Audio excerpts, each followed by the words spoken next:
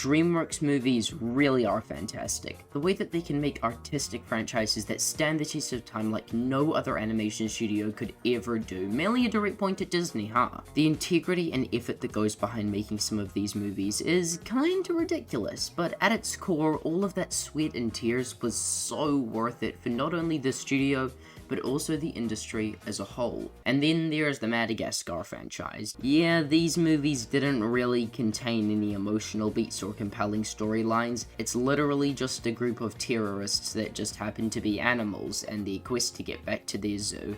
And yet, this might actually be my favorite animated franchise of all time. The fucking Madagascar movies are my favorite animated franchise of all time. The Shrek movies, the Kung Fu Panda movies, the How to Train Your Flying Kitten movies don't even compare to just how phenomenal the Madagascar saga is. MCU, more like MC no thank you. The Tale of the Princess Kaguya, Spirited Away, and The Prince of Egypt are shitting themselves because of the fact that they can't make writing this good. I can't fully explain just how privileged I am to be able to witness the penguins try to murder an older lady and fucking destroy half of France. The Madagascar franchise is better than every single movie in existence times 7. Okay, but with all honesty, I do think that the Madagascar franchise is a great franchise with some smart and snappy writing, memeable characters, and Moto. Despite what I just said, I don't think it's quite as good as these other 3 DreamWorks franchises, but I would argue that Madagascar's highs are at least nearly as good as all of theirs, if not on par with them. And the movie that started this one hell of a ride would be Madagascar the First. I would consider this film to be a lot more laid back with much of its comedy, story, and art style compared to the second and third movie, which are constantly throwing all that in your face. This movie has a lot of the key elements that Shrek has, like pop culture references, catchy 2000s songs, and crude humor. But unlike many other films that tried this technique of filmmaking and failed, Madagascar actually hits the mark near perfectly to deliver a great movie that in my opinion deserved the Oscar over Wallace and Gromit: The Curse of the Were-Rabbit. Please don't at me about this. And today, I want to talk to you guys about this one and why it just works so damn well for me. Let's start off with the excellent characters that are all really enjoyable. Obviously, none of these guys were meant to make me feel proper or genuine emotion like how Shrek or How to Train Your Dragon or Kung Fu Panda was meant to. It doesn't really have any beats that come across as being particularly heartbreaking or sorrowful, and I mean, sure, Alex had the whole being separated from his parents thing in the second movie, but the way that this franchise is rendered kinda makes it impossible to be able to even make that an emotionally investing plotline. But I think that that aspect of the movie works really well in these characters' favors. Instead of constantly having to keep us engrossed by the strong emotional pull, we can just cruise along with these characters without ever having to worry about anything going wrong, like the whole main character splitting up trope. Because even though that does happen throughout the course of these films at some stages, the ending to the split up trope is so predictable that you never have to focus on them. It's just all for enjoyment, which I love. Alex was a little bit annoying sometimes, but I didn't really mind that because when he wasn't being annoying, he was a right of a character, even with his generic pop culture references, which in my opinion weren't that generic. Marty was great and honestly the best that he ever was across any of these films. Gloria was a solid mother-like character for the group. Melman was a little lame, but still funny, I guess. The penguins were all funny as and really carried the movie, especially in the zany department. I'll dive deeper into King Julian along with Maurice and Mort later on, but for now, the 3 of them were all really great and very funny. All of these characters add something to the movie, even if characters like Melman and Gloria didn't really have that much thematic worth to the movie's plot otherwise. And yeah, that might actually be my biggest problem with the movie. The character designs also subtly display a lot of great comedic effect that is brought to the roles, not just the voice acting, which might I add is actually hilarious and perfectly cast as well. It makes me want to see a 4th film so badly, even though that probably won't happen because of the whole Chris Rock accidentally insulting Jada Pinkett Smith. Now let's talk about the most important part of movies that Madagascar for some reason forgot to put in. Let's move on to the story. Madagascar has about 6 different plot lines and I'm not joking. Like, it's honestly incredible how Madagascar was able to manage being this all over the place, and I guess that's a bad thing. I mean, it doesn't really change my personal opinion of the movie in any way. If anything, it makes the movie even more of a joke, which is already kind of the point. This movie and this franchise is not meant to be taken seriously compared to Shrek or Kung Fu Panda. All Hail King Julien is an exception. How about we take a look at the story of Madagascar? So the movie starts off with Marty on his birthday, and on his birthday he realizes that he's going to have a midlife crisis, and so he does. Okay, so Chris Rock is the main character. Nice to know that we got that out of the way. So after a talk with the penguins, Marty runs away and Alex, Gloria, and Malman have to go get him and bring him back.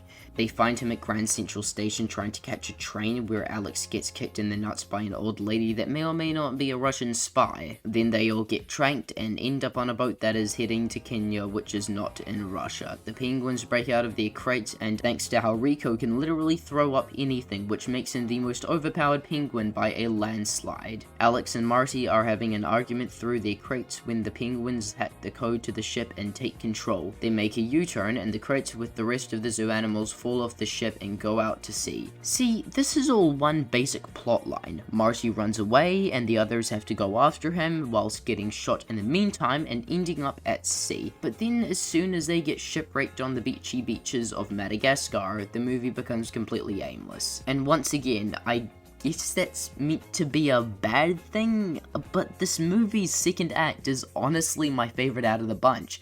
So they make their way into the jungle, which is where King Julien happens. Then the Fusa come and are about to eat Mort when Alex sees through their ruse and teams up with a spider to scare them away. Mort sees that Alex is big and chunky, so he starts to cry. Julien witnesses this beautiful historic moment of Mort having a cry and praises Alex for his incredible act of service to the nation of Madagascar. Now this is where it gets real weird. So Alex is essentially mad at Marty because he got them stranded on the island. But then they reunite through some seaweed. But then Julien wants to use Alex to drive away the Fusa so that the lemurs can live in peace and only ever have to sacrifice themselves to the sky gods. Yay! But then Alex gets very hungry and he goes savage, and then everyone has to deal with that. You see, Marty was meant to be the main protagonist of the movie. He was introduced as the main character.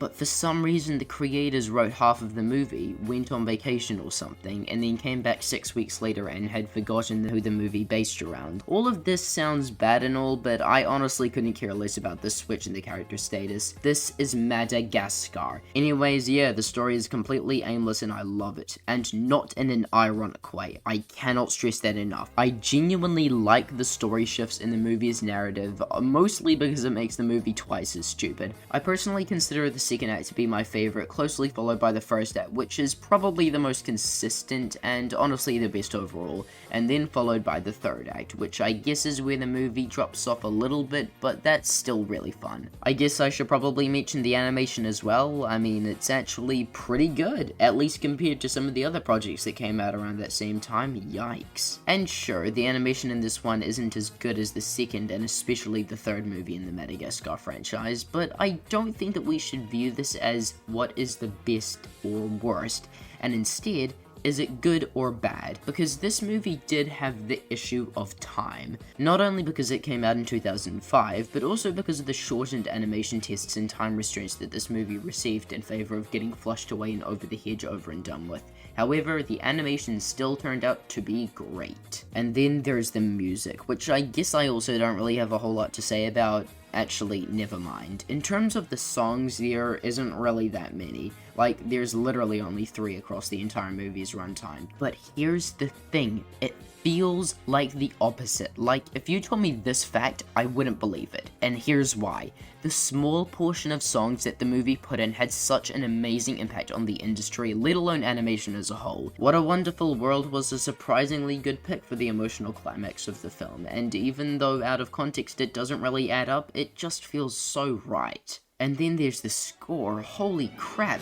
All regular enjoyment aside, this is hands down the most underrated score in all of DreamWorks. It's so buried and it fits the insanity of the movie and also the beautiful rendition of Born Free so well, which by the way is also the national anthem of the Madagascar fandom, might I add. And then, of course, there's I like to move it, move it. I like to move it, move it. You like to You cannot make this stuff up. I Like to Move It is just such a fucking miracle to society that it doesn't even make sense. The significance of this song is so incredible that I don't even know what is real. Just what a godsend of a song.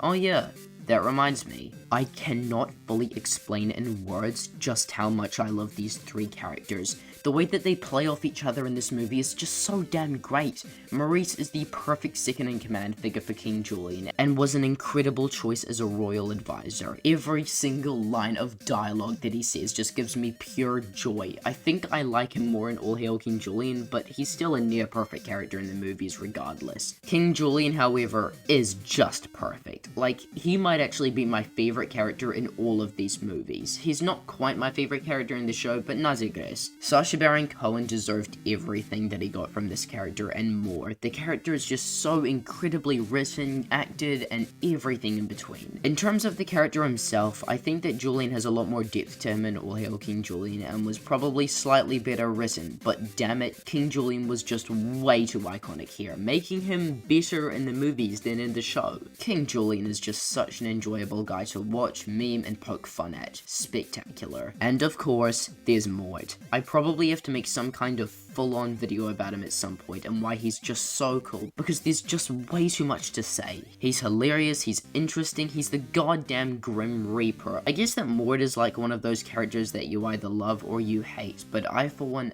absolutely love him. Shots to Andy Richter for making one of the best characters in all of cinema. I am not even joking. These three characters are one of the biggest reasons why this movie works so damn well, but believe it or not, there's even more. From recent memory, Madagascar is not a globally loved movie like how Shrek or Kung Fu Panda or How to Train Your Flying Kitten is. And sure, it had great financial success, gaining over $500 million at the box office. Unfortunately, its critical success has not aged that well. The numbers don't lie. People just haven't stuck with this movie as much as these other ones. And here is the mind screw.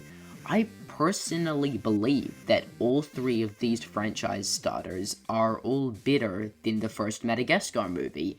And I can't believe I'm saying this, but I like Madagascar more than all three of these other movies combined. It doesn't really have the same sort of emotional pull or impact. I most of all should know that, but for some strange, inexplainable reason, this movie just means so much to me. And I think that I finally figured out why. So everyone should have that one movie that they grew up with. Everyone has, or at least should have had, this one particular film that they watched as a 2, 3, or even like a 7-year-old. I had 2 of these movies, that being The Croods, which I first watched in cinemas when I was 6, and Madagascar, when I kid you not, I apparently first watched when I was 8 weeks old. I came to the decision early on that The Croods is my favorite movie of all time, and it still is. I'll dive deeper into that in its own review. But Madagascar was the very first movie that I ever watched in my life, and the single amount of respect that I have for this socio-terrorist movie about a dozen or so animals that probably end up owing a few $1 billion to humans but refuse to pay it back because they're just too cool for school reaches up to the heavens. The Madagascar community has grown significantly over time, and I hope and pray that it continues to do so. Madagascar is not only one of my top 3 favorite DreamWorks movies, not only one of my top 3 favorite animated movies, but one of my top 5 favorite films of all time. Realistically, Madagascar is an 8 out of 10, and so that's what I'm gonna give it. But in my heart, Madagascar the First is a solid 14 out of 10. I cannot stress just how much I love this movie. And with that being said, Animationologist out.